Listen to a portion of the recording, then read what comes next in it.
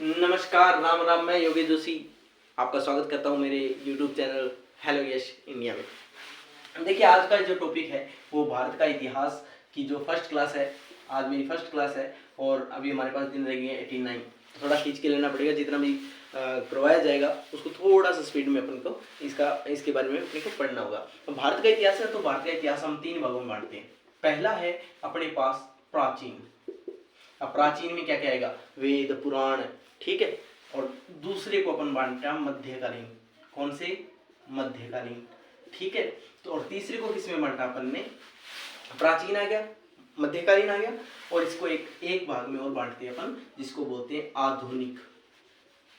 अब आधुनिक से मतलब है जब मशीनों का प्रयोग होने लग गया था, जब ये कार्य शुरू होने लग गए थे। अब प्राचीन के अंदर देखिए, इसको 720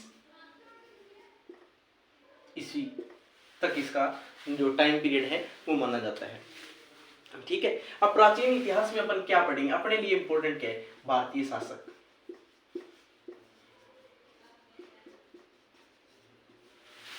अगर ये भारतीय शासक पढ़ेंगे तो हमारे जीएस का एक पार्ट है आई और आर, इंटरनेशनल रिलेशनशिप, वो भी पढ़ने को मिलेगा। तो ये हमारे लिए प्राचीन इतिहास में इतनी चीज इंपॉर्टेंट है इसके दृष्टिकोण से, ठीक है।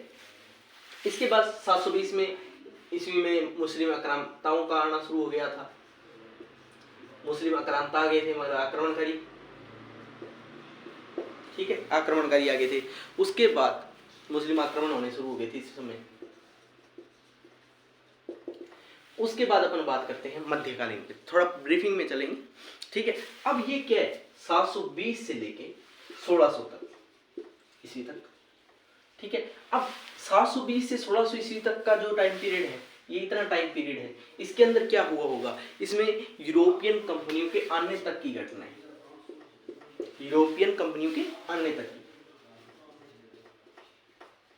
यानी इस समय क्या हुआ था? दूसरे देशों से हमारे व्यापार प्रारंभ हो गए थे, इस व्यापार की दृष्टि से वो आए थे ये यहाँ तक। और उसके बाद मेरे मित्रों, मेरे बच्चों, 1600 से स्टार्ट हुआ और आज तक का इसको दे दिया जाता है टाइम कि आज तक। और इसलिए आज तक ये ही इंपॉर्टेंट है मेरे लाल लालियों। क्वेश्चन जो उठाया जाएगा वो इसके अंदर से ही उठाया जाएगा। इसके अंदर सिर्फ ये भारतीय शासक जो आपके मेंस के लिए इंपॉर्टेंट है, ठीक है। और इसके अंदर जो यूरोपियन कंपनीज आई थी उनके जो नीति थी उन पे इनका व्यवस्था रहेगा, अर्थव्यवस्था से जुड़ा हुआ ये टॉपिक है, ठीक है। ये इतनी चीज समझ में आ गई। मतलब हमने इतिहास को 3 भागों में बांटा। इसी तरीके से अपन क्या बांटेंगे?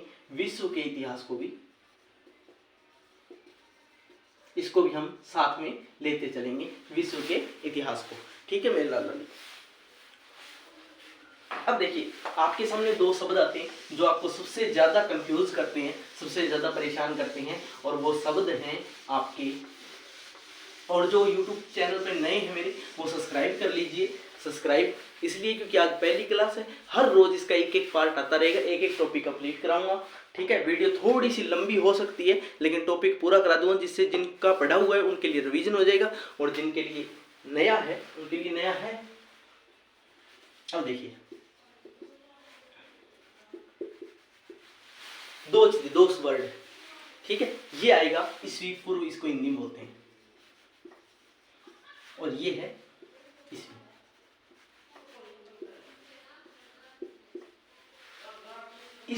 ईसा मसीह के जन्म से पहले की जो घटना होगी वो ईसा पूर्व या बिफोर क्राइस्ट कहलाई जाएगी, ठीक है। और ईसा मसीह के जन्म के बाद की जो घटना है मेरे लाल लाल, वो कहलाएगी एना डोमिनी, या हिंदी में बोलते हैं उसको ईस्वी, ठीक है। इसमें काल उल्टे चलते हैं। अब उल्टे कैसे चलते हैं वो बता देता हूँ। ये हमने एक लाइन खींची, यहाँ हमारे ईसा मसीह का जन्म हो गया। क्या हो गया? ईसा मसीह का जन्म हो गया। अब यहाँ ये माइनस में चलेंगे, ग्राफ वगैरह तो मैथ में पढ़ा होगा आपने, ठीक है। यहाँ चलेगा 1 2 3 4 समथिंग 5 ठीक है। ये आ गया, इस तरीके से हटा गया 2023, ये हमारा करंट में चल रहा है, ठीक है। ये 720 माइनस। अब अगर बात की जाए ईसा पूर्व की, मतलब तो ईसा मसीह के जन्म से पूर्व की घटना है, मतलब पुरानी घटना है, मतलब ईसा मसीह के जन्म से पहले की घटना है। अगर बात कर दिया जाए कि सन 1947 तो सन 1947 है जो वो ईसा मसीह के 1947 सालों बाद की घटना होगी। अगर बात की जाए 720 ईसा पूर्व, मतलब ईसा मसीह के जन्म से 720 ईस्वी पूर्व या 20 साल 720 साल पहले की घटना है। इस तरीके से इसको ब्रीफिंग में अपन लेंगे, यानी कि ईसा मसीह के जन्म से पहले की घटना के पीछे तो ईसा पूर्व लगेगा और ईसा मसीह के जन्म के बाद की घटनाओं के आगे सीधा ईस्वी लगेगा, जिसे इंग्लिश में एना डोमिनी बोलते हैं। और ईसा मसीह के पूर्व की घटनाएं जिसको हिंदी में तो ईस्वी पूर्व बोलते हैं और इंग्लिश में बिफोर क्राइस्ट बोलते हैं। ठीक है मेरे लाल, आज थोड़ा सा तेज चल रहा हूं मैं, ठीक है, क्योंकि अब ना तो हमारे पास समय है बातें करने का, ठीक है, ना शायरियों का, तो अभी थोड़ा फोकस करना होगा हमें हमारी स्टडी पे। और जितना मैं भाग रहा हूँ उतना भी साथ साथ में भागते रहना, क्योंकि भागने से क्या होता है, कुछ ना कुछ तो मिलता जरूर है। चलिए, अब इनका नामकरण हुआ था, ठीक है, नामकरण जैसे किसी युग का नाम हो गया, किसी ग्रंथ का नाम हो गया, इस तरीके से नामकरण किए गए थे इनके। किन की बात कर रहा हूँ, अब नामकरण एक टॉपिक है, मात्र पूरा ये जो प्राचीन इतिहास जो मैंने उठाया है, प्राचीन इतिहास और जितना हो उसका आज कंप्लीट करने की कोशिश करूँगा। 1-2 दिन में आपको बोला है कि टॉपिक कंप्लीट करूँगा, तो 1 दिन में पूरा टॉपिक कंप्लीट करूँगा।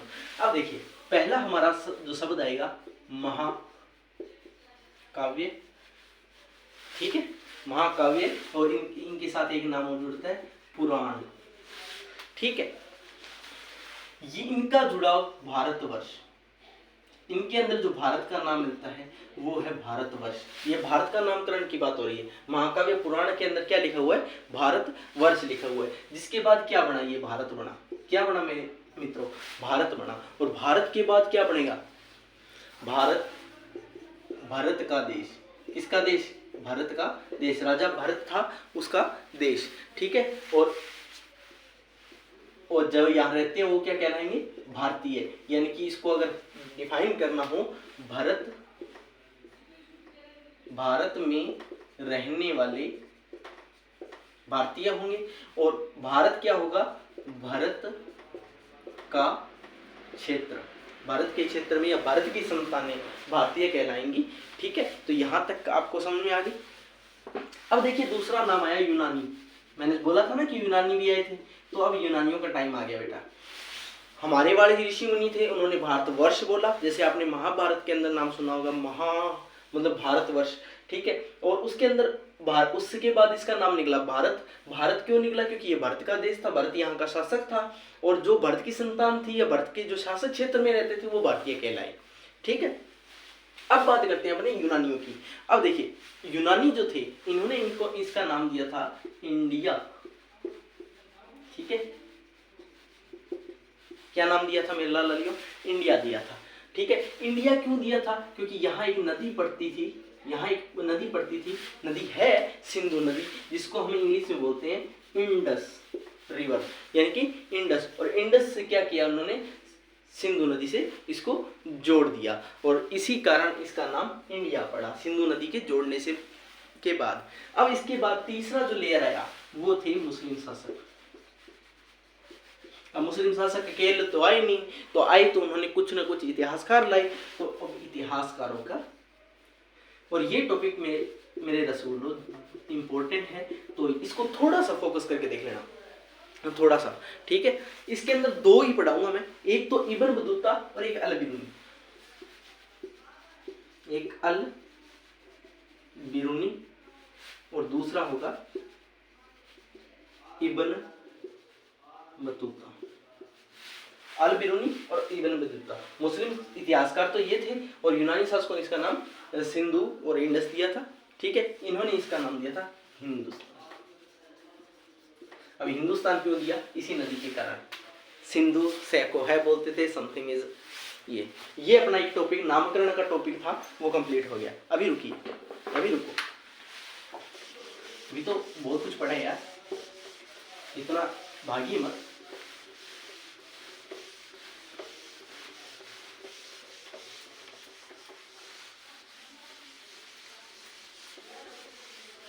अब देखिए,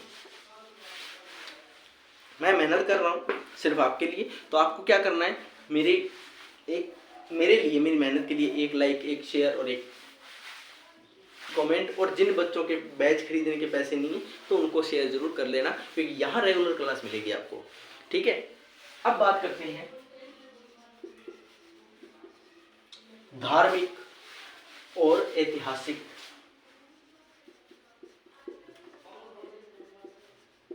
पृष्ठभूमि।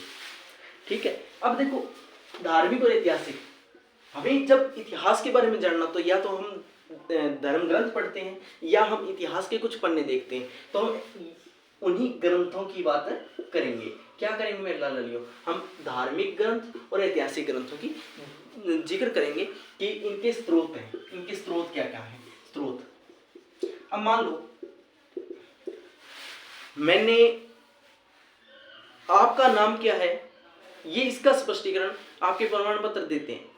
ठीक है, प्रमाण पत्र से पता चलता है कि आपका नाम फलानिया राम है और फलानिया राम आपके पिताजी का नाम है, एज लाइक आधार कार्ड। अब आधार कार्ड को देख के आपके नाम का पता चलता है, तो ऐसे ही हमें पता चला होगा।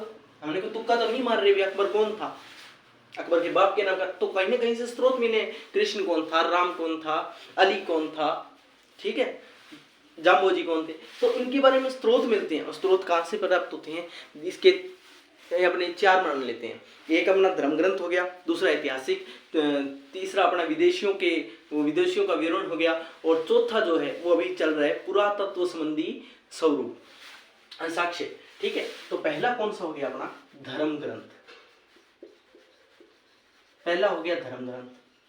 अच्छा, अब दूसरे की बात करते हैं, दूसरा होगा अपना ऐतिहासिक विवरण, ऐतिहासिक ग्रंथ,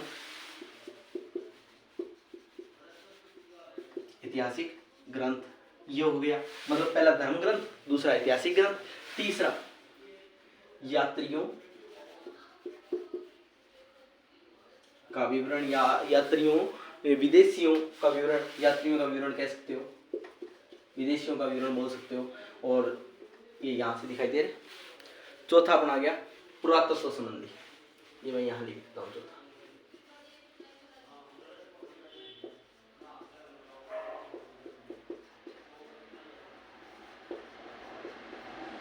अब देखो धर्म ग्रंथ एक एक एग्जाम्पल दूंगा, एग्जाम्पल एक एक दूंगा, बाकी आप समझदार हो। जैसे ऋग्वेद क्या हो गया, धर्म ग्रंथ का एक एग्जाम्पल हो गया। ठीक है, ऐतिहासिक ग्रंथ में वो जो आप जानते होंगे। ठीक है, इसके अंदर अपन लिखते हैं चाणक्य नीति,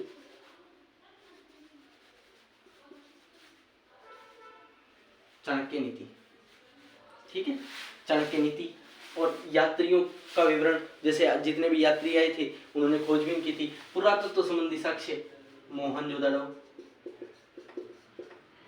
कालीबंगा, लोथल, मेसोपोटामिया, मिस्र, ये पुरातत्व संबंधी है। यात्रियों का विवरण, जो यात्री आए थे, जो किसी शासक के साथ आए थे, उन्होंने कुछ लिखा था वो यात्रियों के अंदर। ऐतिहासिक ग्रंथ में चाणक्य नीति, धर्म ग्रंथ में ऋग्वेद। ये अपना टॉपिक, ये फर्स्ट टॉपिक यहाँ से। अब मैं थोड़ा थोड़ा इनके बारे में बता देता हूँ, चलिए यही बता देता हूँ, पर ज़्यादा समय नहीं हुआ ना, जल्दी से अपने टॉपिक को खत्म करने की कोशिश करूँगा। अब देखो धर्म ग्रंथ में पहला जो नाम आता है वो आता है वेद, दूसरा आता है मेरे मित्रों ब्राह्मण ग्रंथ।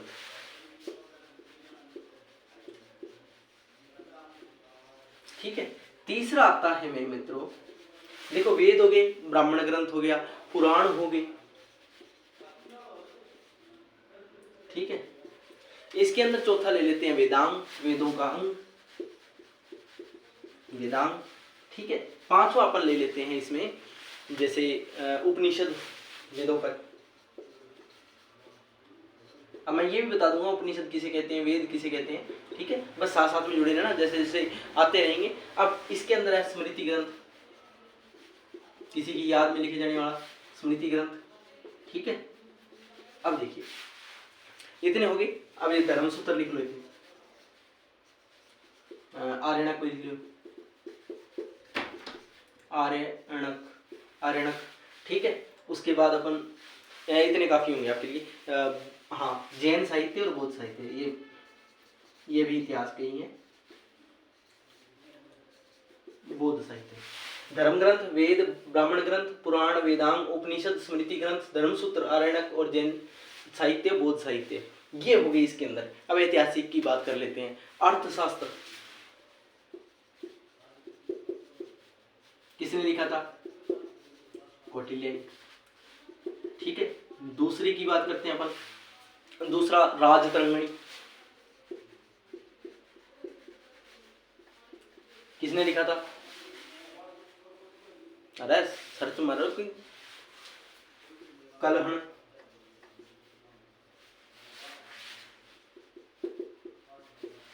अर्थशास्त्र, राजतरंगिणी, चचनामा, अष्टाध्यायी।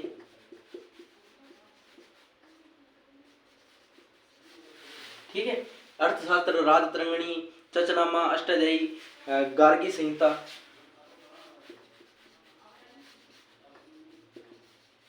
ये इंपॉर्टेंट जो महत्वपूर्ण है आपके लिए। ठीक है, महाभाष्य, ये भी लिख लो यार, ये आजकल बड़ा फेमस हो गया रामदेव बाबा को लेके। ठीक है, ये पतंजलि ने लिखा था। अर्थशास्त्र कौटिल्य ने लिखा था। ठीक है, चचनामा अली अहमद ने लिखा था। ठीक है, अष्टाध्यायी लिखा था अपने पाणिनि ने, और गार्गी संहिता लिखा था मेरे लाला लियो कात्यायन। ठीक है, तो ये हो गए अपने, ये इधर वाले ऐतिहासिक हो गए, ये धर्म ग्रंथ हो गए। अब थोड़ा मतलब इनके बारे में जिक्र करेंगे थोड़ा आगे। इस टॉपिक को थोड़ा ये कंप्लीट करके फिर वहां चलते हैं, साथ साथ में दिक्कत नहीं होगी।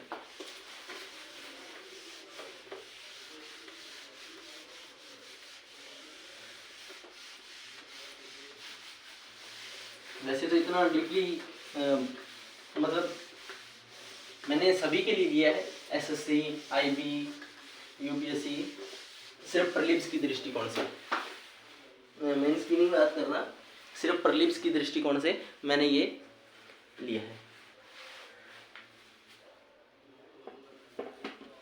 अब देखो, सबसे पहले हमने एक टॉपिक लिखा था वेद।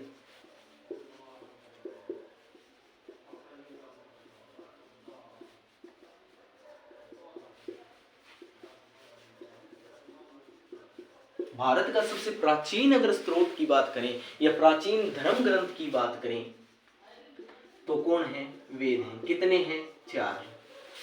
ठीक है, ये बताने की जरूरत नहीं है। अब अच्छा, वेदों का संकलन करता कौन था? वे लिख तो दिए, इधर एक ने एक लिख दिया, दो ने दो लिख, इनको इकट्ठा किया, फिर वेद बना था। यानी कि सारों को क्रमबद्ध रूप से जोड़ा, क्रमबद्ध रूप से जोड़ना। ठीक है, अब इसका जो संकलन करते थे वो थे महर्षि कृष्ण दयापन वेद व्यास जी। महर्षि कृष्ण दयापन वेद व्यास जी। ठीक है, ये इन्होंने चार अपने वेद हैं। एक है ऋग्वेद, दूसरो कमेंट करो जल्दी, सामवेद, यजुर्वेद,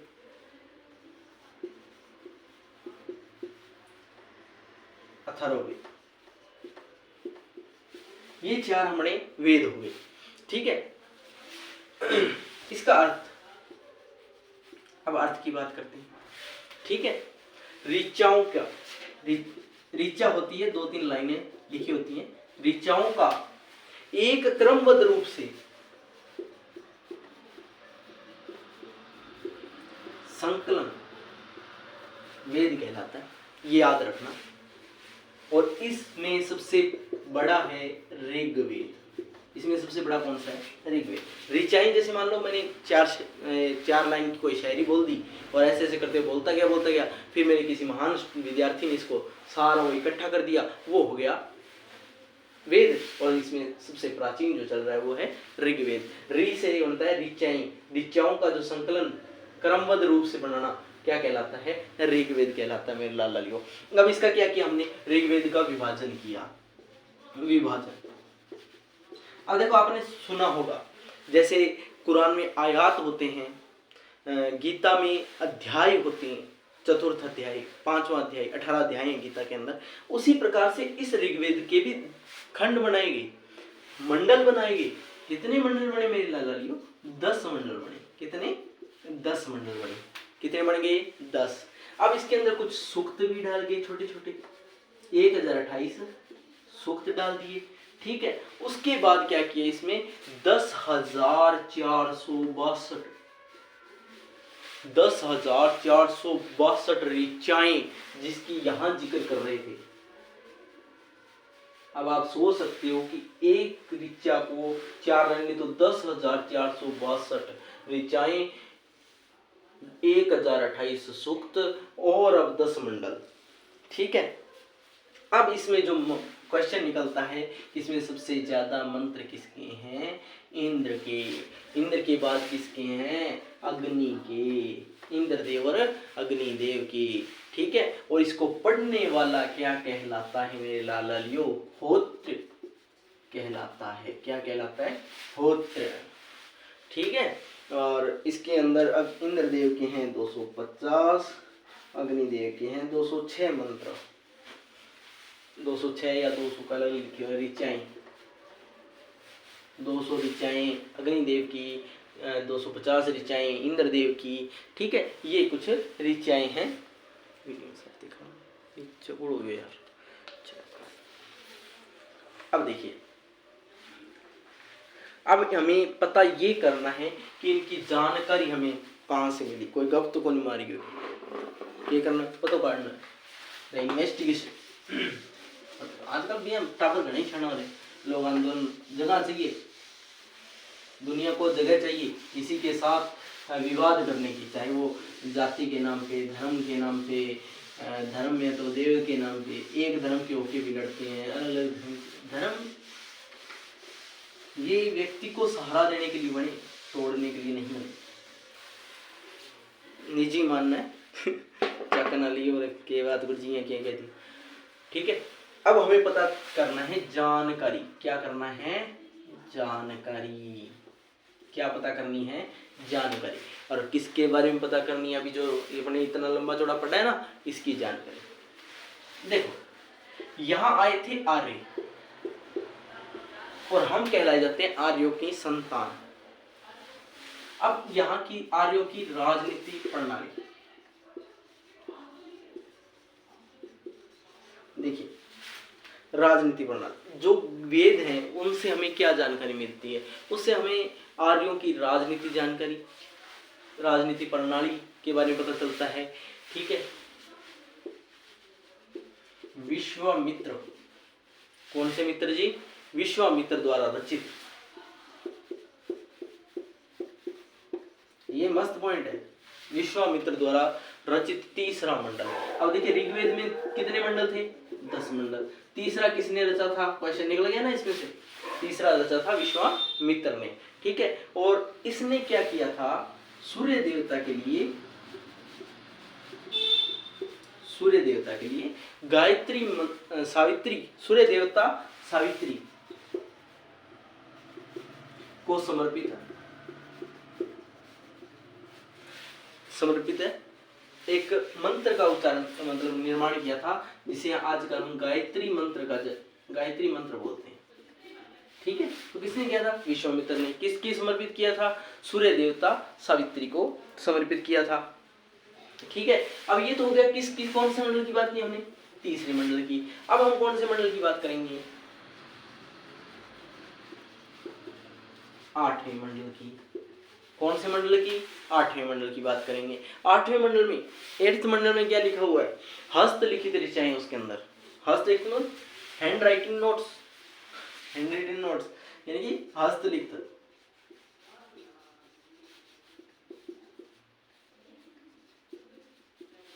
अब देखो, तीसरे में क्या दिखाया उन्होंने कि एक गायत्री मंत्र का निर्माण किसने किया? विश्वामित्र जी ने। ठीक है, 8वें में क्या? 8वें मंडल की कितने मंडल थे? 10 मंडल। 8वें मंडल में किसकी बात हुई है? हस्तलिखित ऋचाएं, हाथ से लिखी हुई ऋचाएं। ठीक है, और अब बात करते हैं अपन, 8 हो गया, यहाँ 9वां कर लेते हैं। अब 9वां क्या बोल रहा है? 8वां हो गया। अब 9वां क्या बोलेगा? 9वां बोलता है सोमदेव के बारे में। किसके लिए? सोमदेव। इसके अंदर एक और आता है सोमरस शब्द का प्रयोग हो। सोमरस, सोमरस। अब सोमरस तो मदिरा से जोड़ा जाता है, वाइन से जोड़ा जाता है, किंतु उस समय इसे वनस्पतिक या एनर्जी बूस्टर बोला जाता था। एनर्जी बूस्टर क्यों? क्योंकि इसको पीने के बाद एनर्जी आ जाती थी और जो सैनिक थे वो दे धड़ाधड़ लड़ते थे, दे धड़ाधड़ लड़ते थे। क्या? सोमरस पीकर, जिसे एनर्जी बूस्टर कहा जाता था, जो वनस्पति से तैयार किया जाता था। पहला तो डरे सोमरस एनर्जी बूस्टर के रूप में वनस्पतियों से बनती थी। कौन से में? 9वें अध्याय में। ठीक है, अब अपन बात करेंगे 10वें मंडल की। और ये इसका प्रयोग कर मतलब होता कहाँ था? तो 9वें मंडल में युद्ध के समय। कौन से समय? युद्ध के समय इसका प्रयोग सबसे ज्यादा होता था। ठीक है, अब कौन सा मंडल रह गया? अब रह गया 10वां मंडल, सबसे महत्वपूर्ण। इसमें बताया गया था कि एक, ठीक है, इसमें पहले जो मेन बात आती है वो चतुर्वर्णीय, जिसकी बात आजकल चलती है, बताने की आवश्यकता नहीं है, सब समझदार है। वर्ण व्यवस्था, ठीक है, वर्ण व्यवस्था, चतुर्वर्णीय, सोसाइटी, समाज, ठीक है, इनका जो जिक्र हुआ था वो सबसे पहले यही हुआ था। कौन से मंडल में? 10वें मंडल में। और इसको किसके आधार पर बांटा गया था? कर्म के आधार पे। कर्म ही धर्म है, ये सूत्र यहां लगा था। अब देखिए, जन्म जात बना है बाद में। कई बोलते हैं आपके धर्मों में, ग्रंथों में ये धर्म ग्रंथों में ये लिखा है कि कर्म प्रधान धर्म है। अगर आप जो कार्य कर रहे हो, आपके जन्म से कोई मतलब नहीं है, लेकिन अपन कर्म महत्वपूर्ण है, तो कर्म से ही धर्म का निर्माण होता है। ठीक है, कर्म ही धर्म था उस समय, जो आप कर्म करते हो वही आपका धर्म है। ठीक है, लेकिन आज इसको थोड़ा सा अलग रूप में दे दिया गया है। अब मैं वो तो आपको बतानी नहीं है। ब्राह्मण क्या करता था? शिक्षा देता था, क्षत्रिय युद्ध करता था, रक्षा करता था, वैश्य व्यापार करता था, और सेवा क्षेत्र जिसे हम शूद्र कहते हैं वो सेवा क्षेत्र के अंदर थे, सर्विस देने वाले थे। ठीक है, आज उसको अलग रूप से मतलब दिखाया जा रहा है। आज जिस जाति की मतलब जन्म के आधार पे, पहले कर्म के आधार पे था। ठीक है, तो धर्म ग्रंथों में गलत नहीं लिखा हुआ, ये तो बाद में चेंजिंग हुआ है इसके अंदर। ठीक है, 10वें मंडल में क्या हो गया? इसकी जिक्र होगी। चारों सूत्रों के कर्तव्यों का वर्णन जो मिलता है वो हमें धर्म सूत्र में मिलता है। अब ये भी पूछा जा सकता है इनके कर्म का वर्णन कहाँ मिलता है? तो एक धर्म सूत्र नाम का अपने ग्रंथ है, उसके अंदर धर्म सूत्र में इसका विवरण अपने को मिलता है। ठीक है मेरे लालियो, आज के लिए इतनी ही, और कल इस टॉपिक को पूर्ण रूप से कंप्लीट कर देंगे। धन्यवाद, राम राम।